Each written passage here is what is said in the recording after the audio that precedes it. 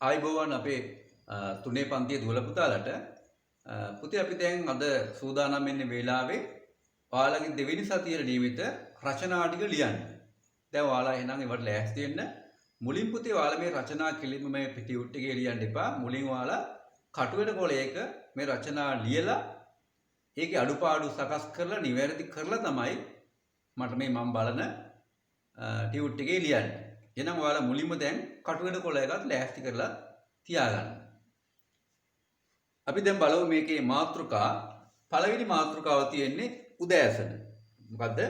උදෑසන.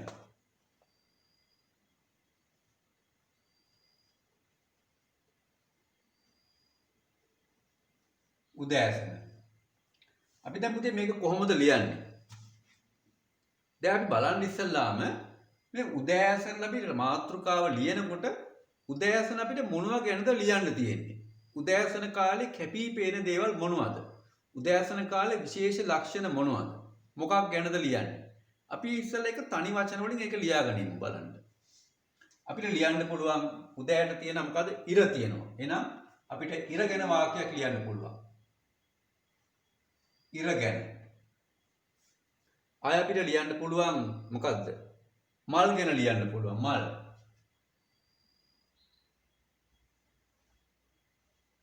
මල් ගැන ලියන්න පුළුවන්. ආය අපිට පුළුවන් පුතේ කුරුල්ලෝ ගැන ලියන්න පුළුවන්.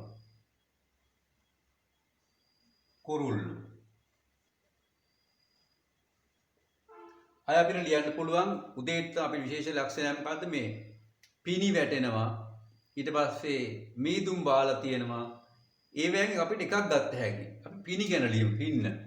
පින්න ගැන ලියන්න පුළුවන්. පින්න. ආයි ළමයි ගැන ලියන්න පුළුවන්. එහෙනම් අපි දැන් මේවා ගැන එක එක වාක්‍ය ලියමු දැන් බලන්න. පළවෙනි වාක්‍යය. ඉර ගැන මොනවද අපිට කියන්න තියෙන්නේ? ඉර පායගෙන එනවා. කොහෙන්ද උදේට ඉර පායගෙන එන්නේ? නැගිනහිර පැත්තේ. අපි එන එකේ වාක්‍යයක් හදමු. ඉස්සලා කතා කරන විදිහට වාක්‍ය හදන්න. ඉර නැගිනහිරින් පායගෙන එනවා. අපි දැන් ඒක ලියමු. ලියනකොට වචන ටික ටික වෙනස් වෙනවා. ඉර කියලා ලියන්නේ හිරු. එහෙනම් අපි ඉස්සලාම පටන් ගමු ලියන්නේ දැන් පළවෙනි වාක්‍ය හිරු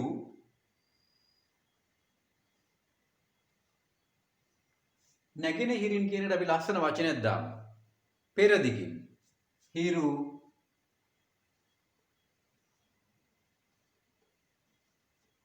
පෙරදිග. අන්න පෙරදිග.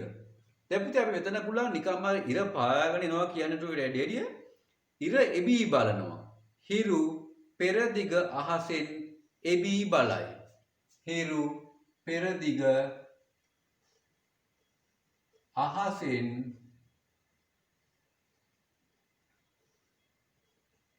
එබී බලයි. එබී බලයි.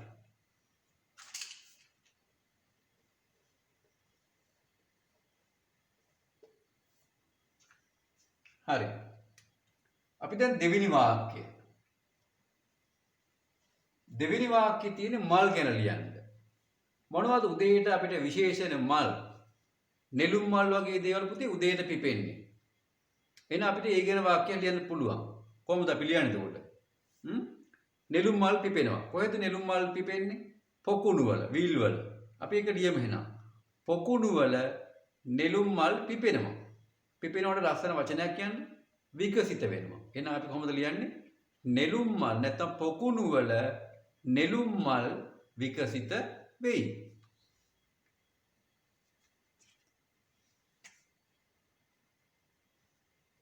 පොකුණු වල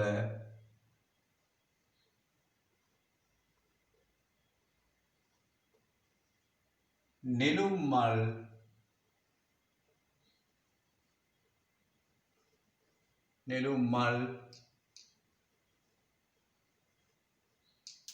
විකසිත වේ.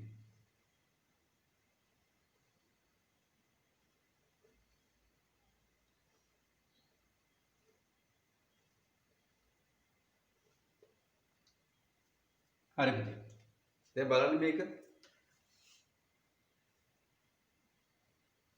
තුන්වෙනි එක. කුරුල්ලෝ. උදේට කුරුල්ලෝ මොකද කරන්නේ? කෑම හොයාගෙන යනවා. එහෙම නැත්නම් අතුවල නැගලා ලස්සන කෑ ගහනවා. අපි කෑ ගහනකොට කියනවා කුරුල්ලෝ ලස්සන සින්දු කියනවා කියලා. ඒ වගේ අර වාක්‍යයක් ලියනකොට මේ නිර්මාණශීලීව හිතන්නත් පුළුවන් වෙන්න ඕනේ. උන් කෑ ගහන එක තමයි. නමුත් අපි කියනවා ඔක සින්දු කියනවා කියලා. කොහෙද අද සින්දු කියන්නේ? අතු උඩට වෙලා. එහෙනම් කොහොමද අපි ලියන්නේ? කුරුල්ලෝ අතු මතට වී ගීත ගයති. කුරුල්ලෝ කියන්නේ බහුවචනයක්නේ. ඒ නිසා මොකද්ද කරන්න ඕනේ? බහුවචන ප්‍රාණවාචී. ඒ නිසා කුරුල්ලෝ නම් ගයති කියලා අපි අවසන් කරන්න ඕනේ. අපි දැන් වාක්‍ය ලියමු. කුරුල්ලෝ තුන්වෙනි වාක්‍ය නේද?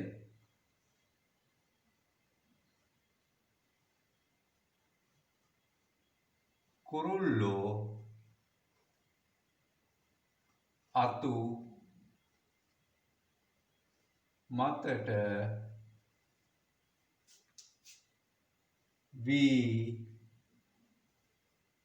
මිහිරි ගී ගයති.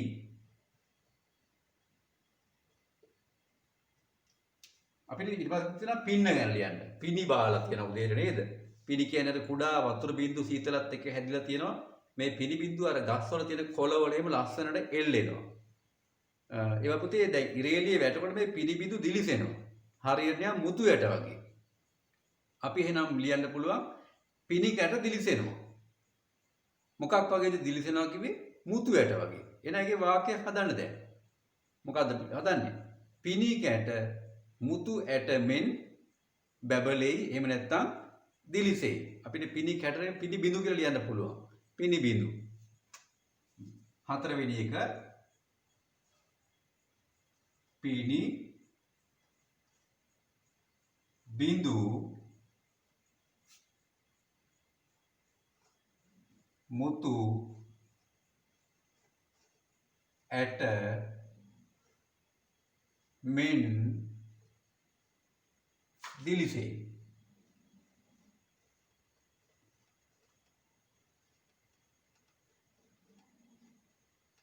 දිලිසෙයි.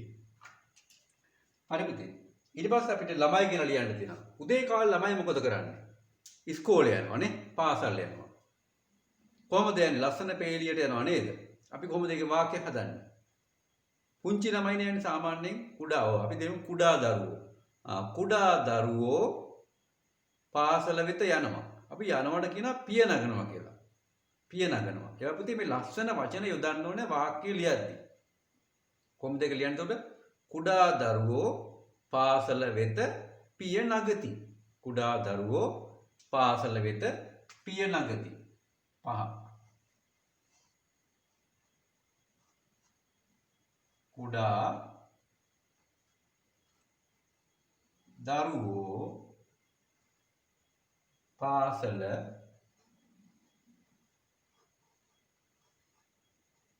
වෙත පිය නගති.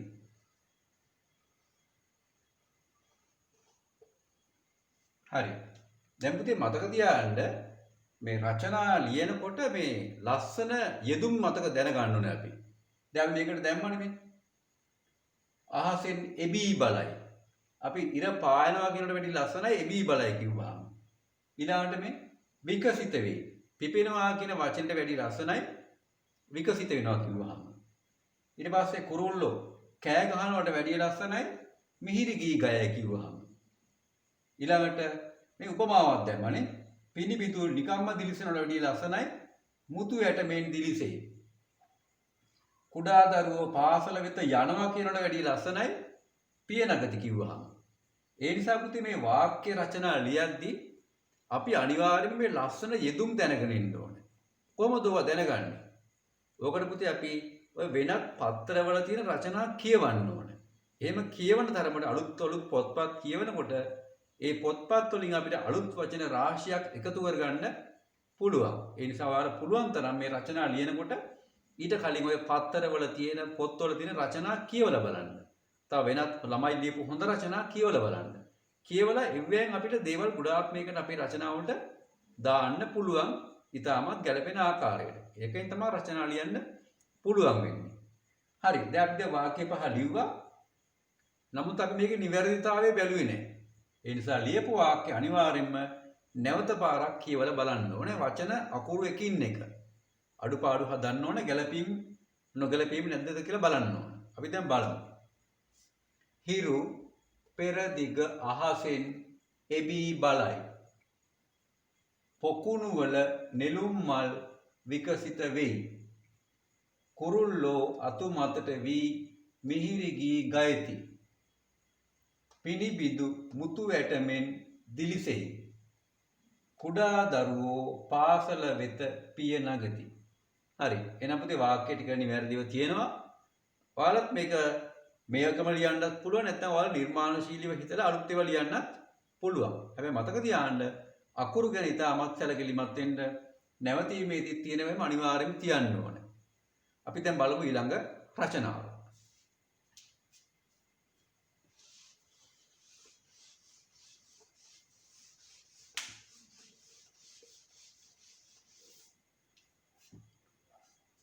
හරි.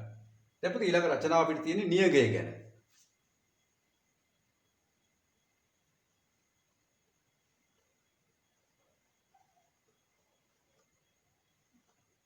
දැන් බලන්න මේ නියගය ගැන අපිට මොනවද ලියන්න තියෙන්නේ? අපි ඉස්සෙල්ලා මේ නියගයේ තියෙන දේවල් අපි අර තනි වචනේ ලියාගමු. මොනවා ගැනද ලියන්න තියෙන්නේ කියලා. අපිට පුතේ මේකේ නියගය කියන්නේ මේ වැස්ස නැති කාලයක්. ඉර විතරයි තියෙන්නේ. එහෙනම් ඉර ගැන ලියන්න පුළුවන්. ඉර.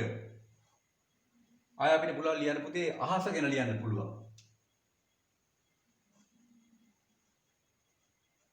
ආය ලියන්න පුළුවන් පොළොව ගැන.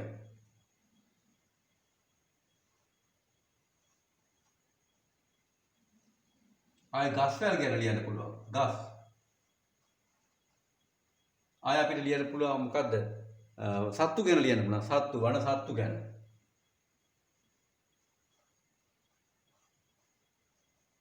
ආය දැන් වගාවන් පාළු වෙච්ච ගොවියෝ ගැන ලියන්න පුළුවන්. ගොවියෝ.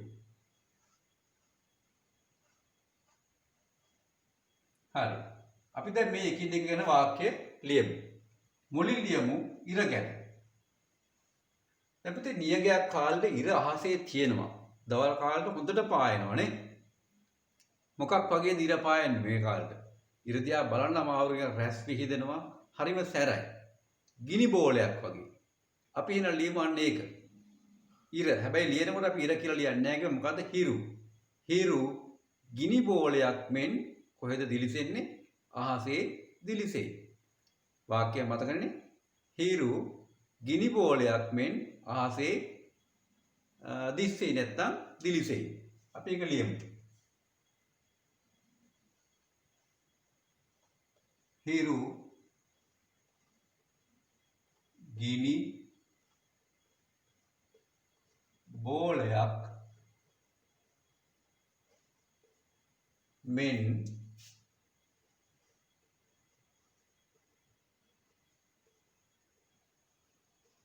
අහසේ දිස් වෙයි. දිස් වෙනවා කියන්නේ පේනවා කියන එක.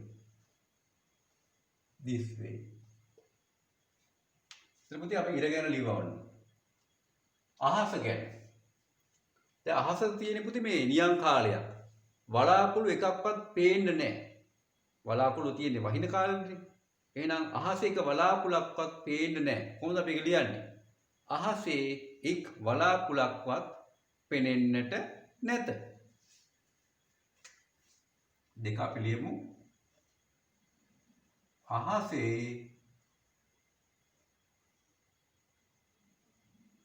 එක් වලාකුළක්වත්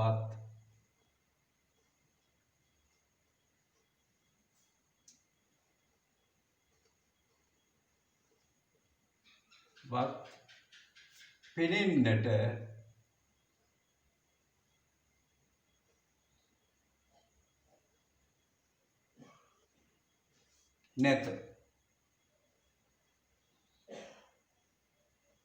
නැත.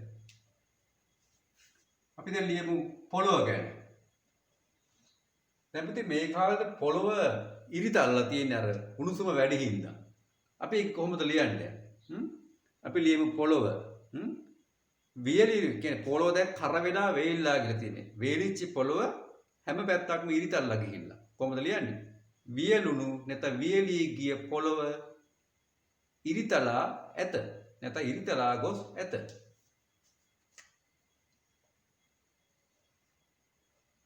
වියලී ගිය නැත්නම් පුතේ අපිට ලස්සන එදුමක් දාන්න මොකද? දිය. දැන් වතුරේ හිඳිලානේ තියෙන්නේ. එහෙනම් අපි ලියමු දිය සිඳුණු පොළව කියලා නේද? දිය සිඳුණු වැව් පිටි. සාමාන්‍යයෙන් ඉරිතලන්නේ ඔය මඩ සහිත තැන්. අපි ඒක ලියමු. දිය සිඳුණු අර වැව් වගේ තැන් වල තමයි පුතේ ඉරිතලන්නේ. ඒවා මඩ සහිත පසක් තිබ්බේ. එහෙනම් දිය සිඳුණු වැව් පිටි. අපි කියන වැව් පිටියක් කියලා කියනවා. වැව් පිටි ඉරිතලා ගොස් ඇත. නැත්නම් ඉරිතලා ඉරිතැලී ඇත. ඉරිතැලී ගොස් ඇත.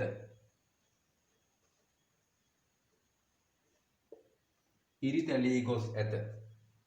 4 අපි ලියමු ගස් ගැන. ගස්වල පුතේ දැන් කොළ හැලිලා.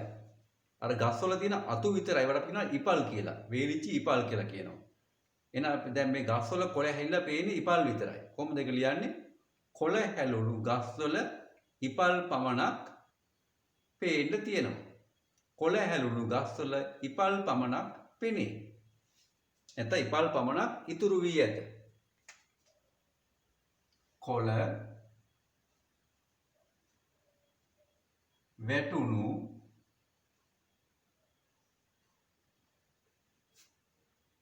ගස්වල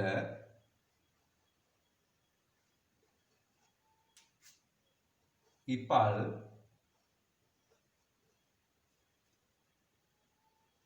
පමණක්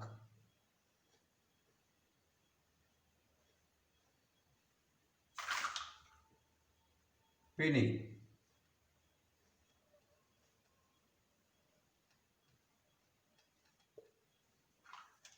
ඊට පස්සේ සත්තු පස්වෙනි වාක්‍යය.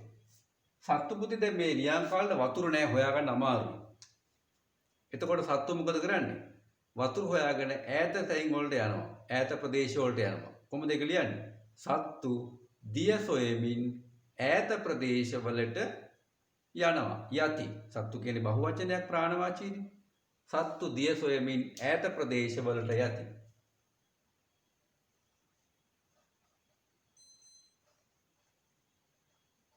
සත්තු දිය සොයමින්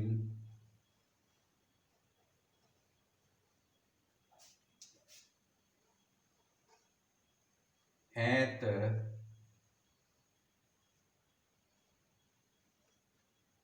ප්‍රදේශවලට යති. අපි තව එකක් ලියමු ගොවියෝ ගැන. 6 වෙනි වාක්‍යය. ගොවියෝ මොකද කරන්නේ? එයාලා අස්සලු පාළු වෙලා නේද? එයාලා වැස්ස ලැබෙනකන් අහස දිහා බලාගෙන ඉන්නවා. කොහොමද අපි ලියන්නේ? ගොවියෝ වැස්ස ලැබෙන තෙක් අහස දෙස බලා සිටිති.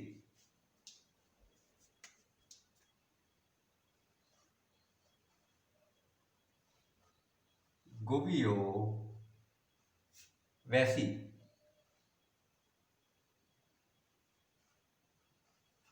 ලැබෙන තෙක්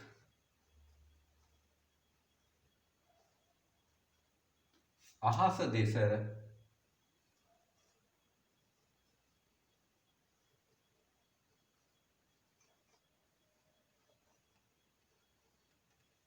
බලා සිටිති.